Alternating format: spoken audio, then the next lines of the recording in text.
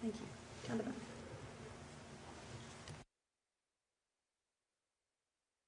Good morning, Director General. I'm Jamie Keaton from Associated Press. Hello.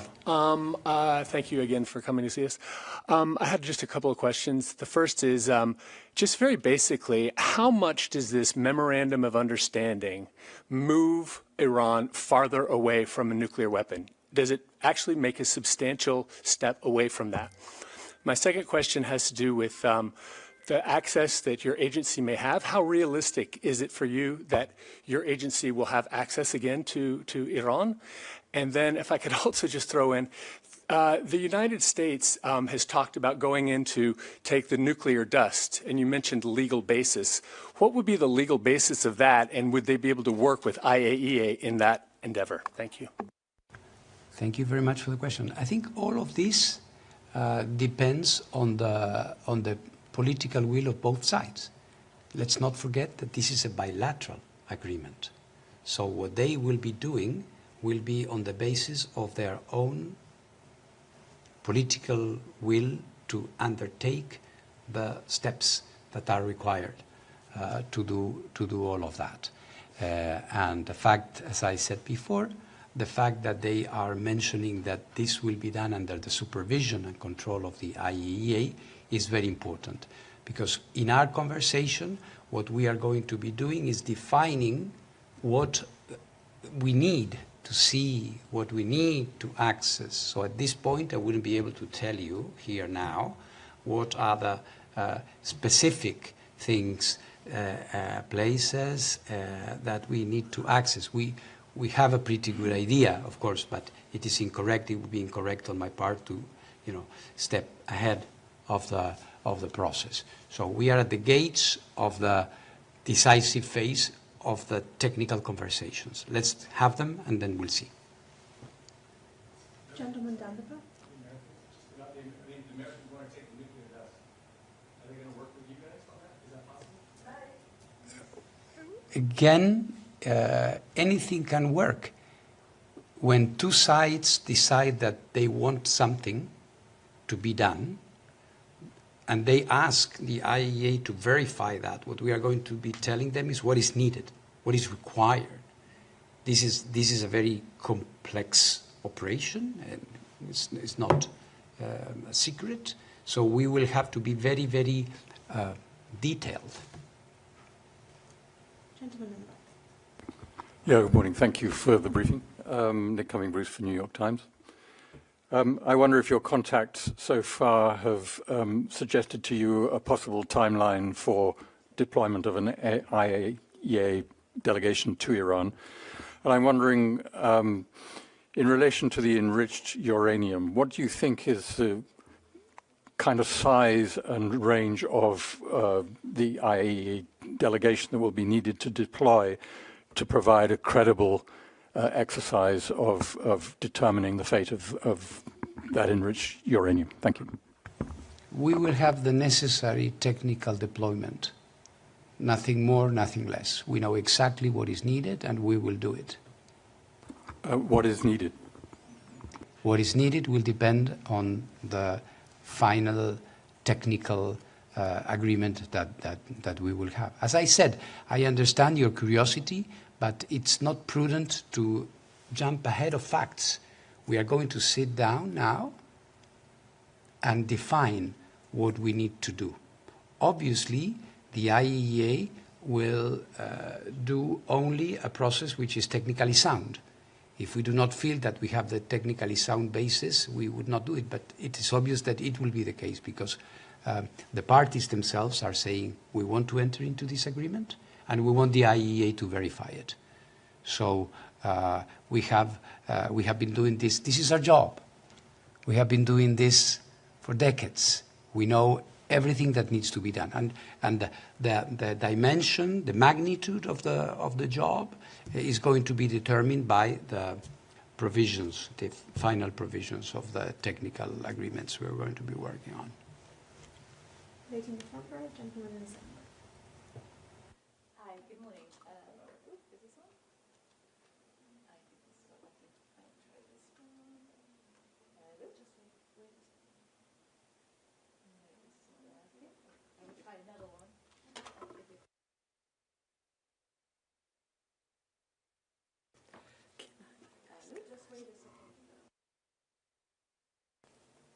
There we go. Perfect. Thank you. It's Olivia Lepoidbert from Reuters. Thank you. Hope you can hear me. Just a couple of questions from my side. Are you able to tell us who you're speaking to here in Geneva today, going into tomorrow? So who are you meeting with and speaking to in Geneva? You sounded maybe a bit uncertain about whether you're going to be there tomorrow in Bürgenstock. Can you explain why there's uncertainty, or maybe you actually are more certain? Either way, if you could just explain, that'd be great. And just in terms of the role of yourself and the IAEA, I mean, what do you expect that role to be, and will there be any kind of extra powers that will be needed at your discretion? I appreciate, as you said, one needs to be prudent, and there's probably little you can say, but I don't know if already you're expectant of a kind of an enlarged role, be it for yourself or for your agency. Thank you. Well, at this point, as I said, it is important not to speculate.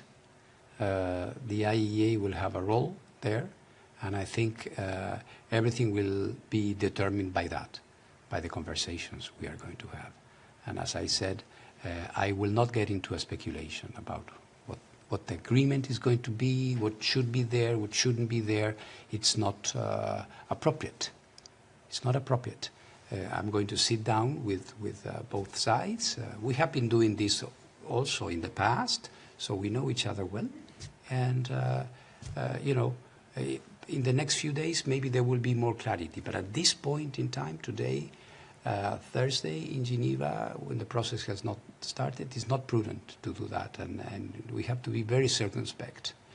What I can tell you is that we are very clear as a technical organization of what needs to be done, what sustains a technically sound process, and of course, this is our point of departure. Then we will see. And sorry, just my two other questions at the beginning.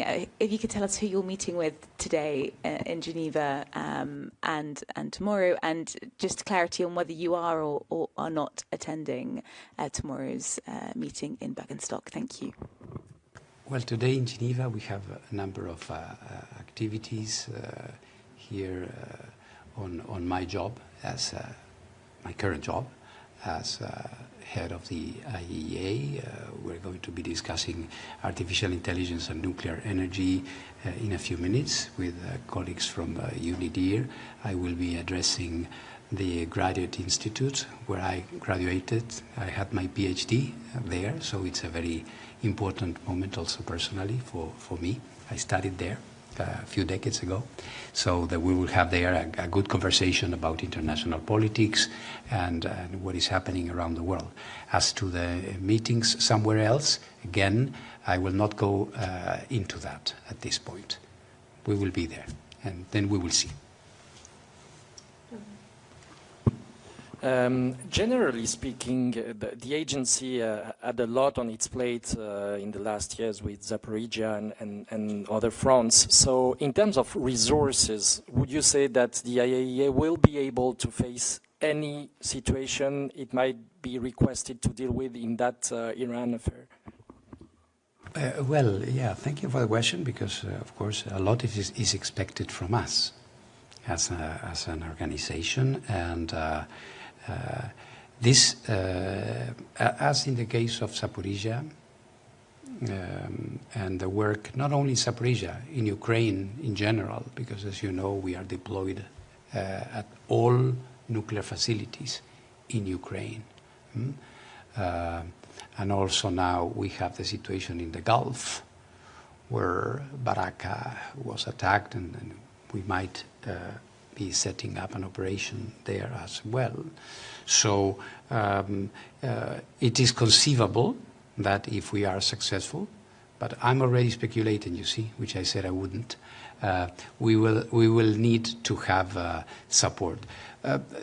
Experience shows that when agreements of this dimension and importance are presented to us and we have to do it, we do have the resources to do that. Of course, I will be requesting support, and I'm sure, because of the importance of this for international peace and security, I'm convinced that many countries beyond those who are directly involved in the process will support the IAEA and give us the resources to do our job.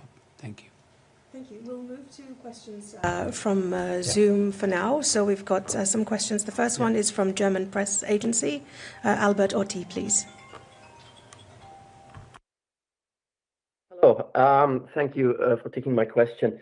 I understand that the final agreement has not been negotiated, but the Memorandum of Understanding says that while it is being negotiated, Iran would maintain the status quo of its nuclear program.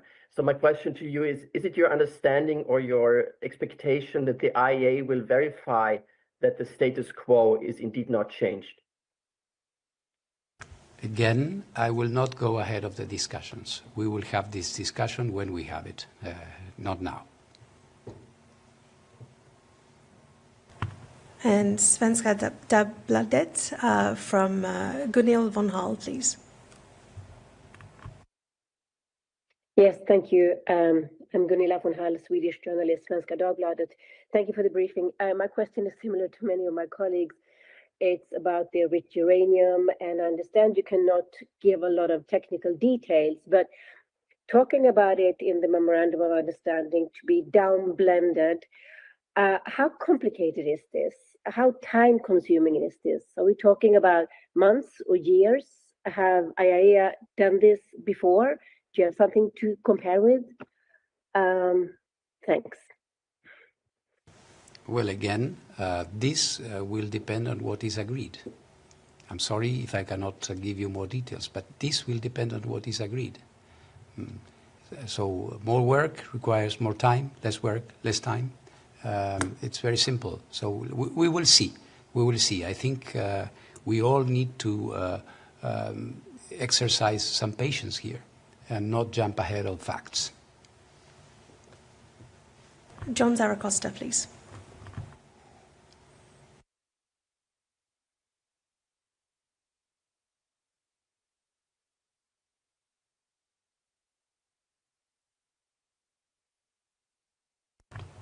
John, are you there? Can you hear me now? Yes, we can. Yes. Can you hear me? Yeah. Yes, good morning. My question is a technical one from the point of view of the International Atomic Energy Agency. For civilian purposes, with the enriched uranium of 60%, to be in conformity, you have to be within 3 to 5%, diluted down to 3 to 5% from the point of view of the Atomic Energy Agency. And secondly, I have a follow-up question. You're at the Atomic Energy Agency trying to oversee non-proliferation. The latest report from ICANN showed that the nuclear weapons powers increased their expenditure by 19% last year to nearly 119 billion. What does this tell us for international security? Thank you. Thank you. On your first question, again, that takes us straight into the realm of speculation, right? Which I am not going to do. There are many different alternatives, as I said.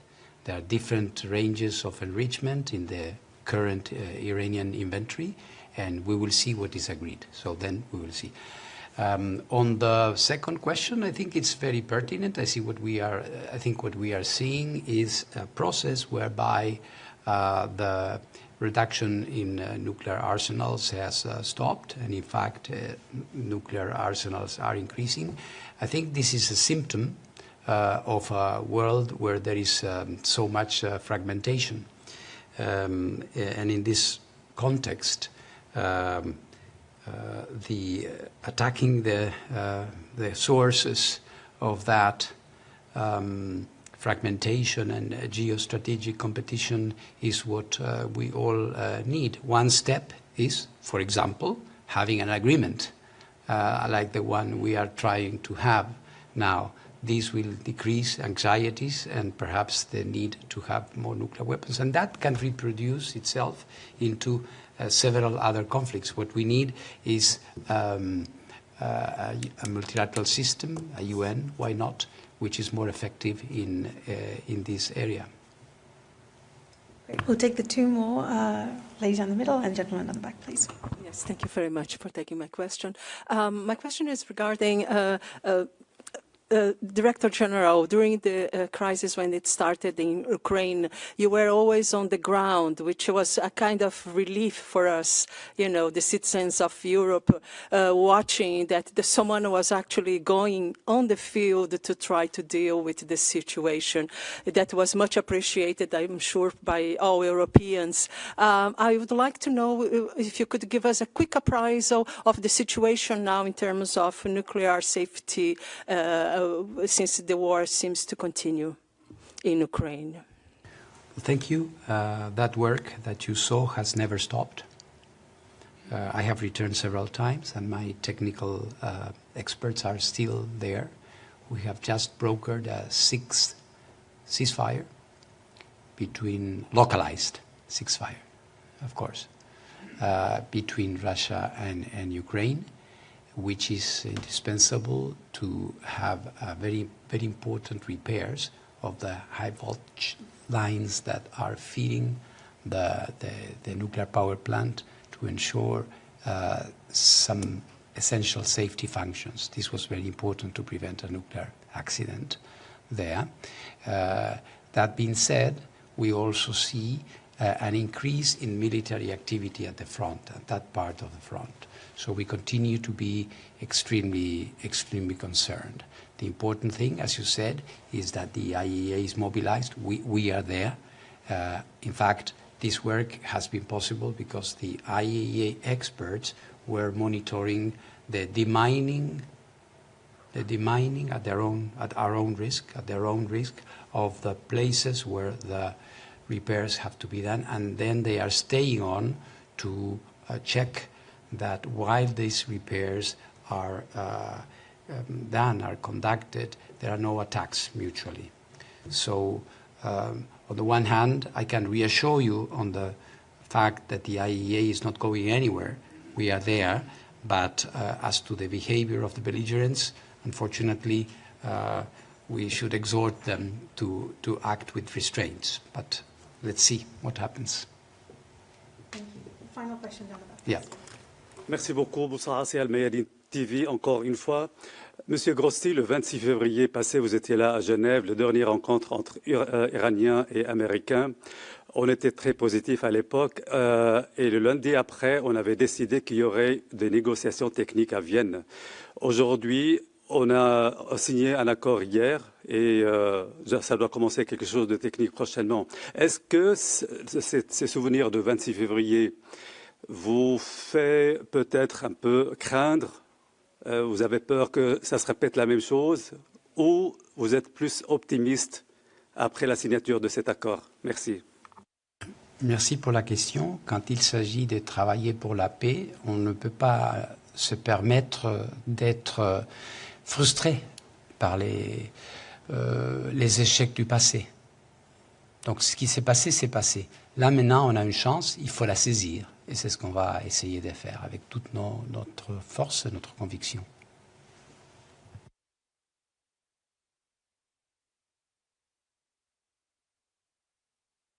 Thank you very much for joining us this morning. This conference is concluded. Thank you. Thank you very much.